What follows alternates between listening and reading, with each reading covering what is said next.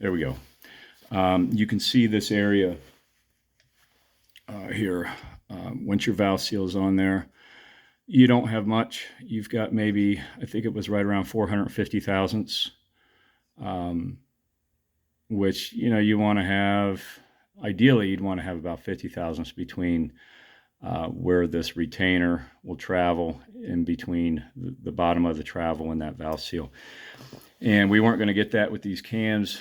The valve lift on the cam was right about 490. So I had nothing there. It was interference. And these retainers I have here, we got over 100 thousandths gain. So installed height was within, I think it was within 10 thousandths. So this worked out perfect, and this locks up nice.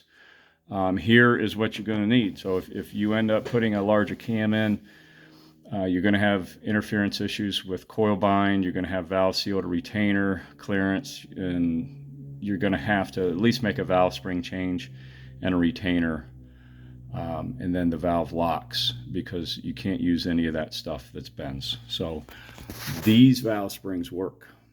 So, and there it'll give you the specs too. So these are 3-valve Ford valve springs. They fit perfect.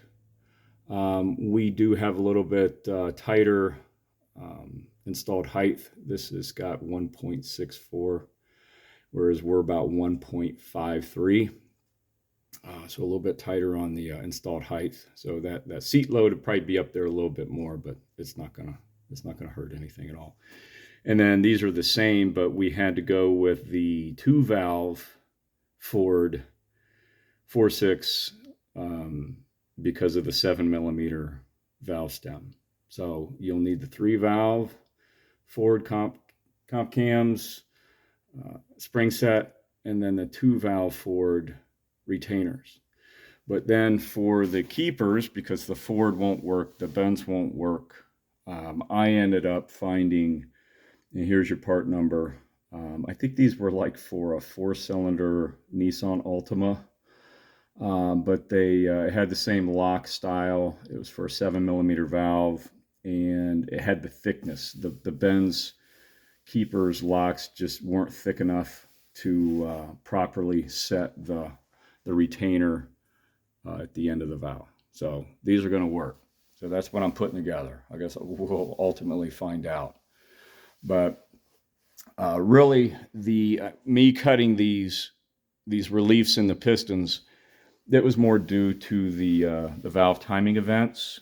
If you had roughly the same duration, or even increased duration, but you had the same lobe centerline angle as factory, or somewhat close, which the factory valve events on the factory cams, whether they're the stock cams or they're the AMG cams, the intake timing is really late.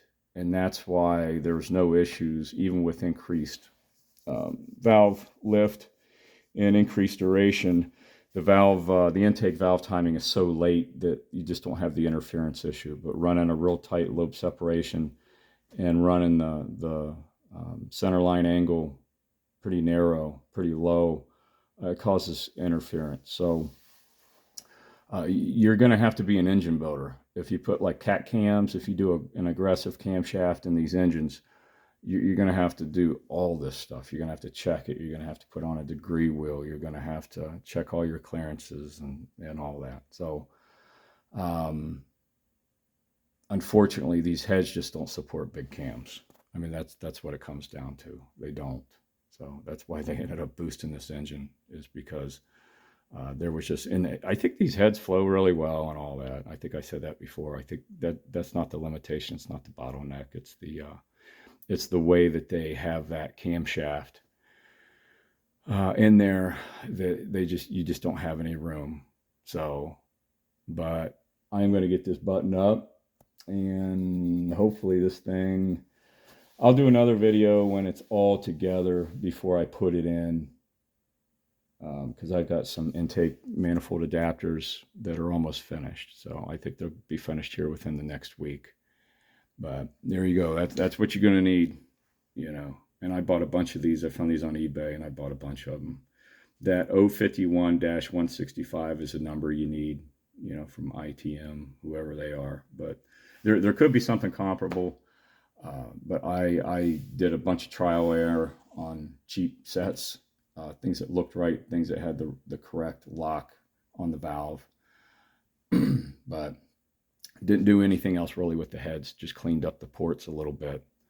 That's it. I didn't try to open anything. I didn't try to do any type of porting or anything. I don't think it's necessary. I think this engine, I'm going to guess that this engine, with these numbers and comparing to other domestic like a small block Ford 5-liter, if these heads flow what they should flow and the RPMs and everything, this should be close to 400 horsepower. I would think it just at the crank. So maybe someday, once this thing is running right, we'll get it at least chassis dynoed and see what it does. But I'm not worried about that. I just want to get it done and running. So hopefully this helps anybody's looking to do any of this crazy stuff. But you might as well, if you think you're going to put an aggressive cam in it, like a 500 lift cam, this isn't even 500 lift. This is still 490 lift.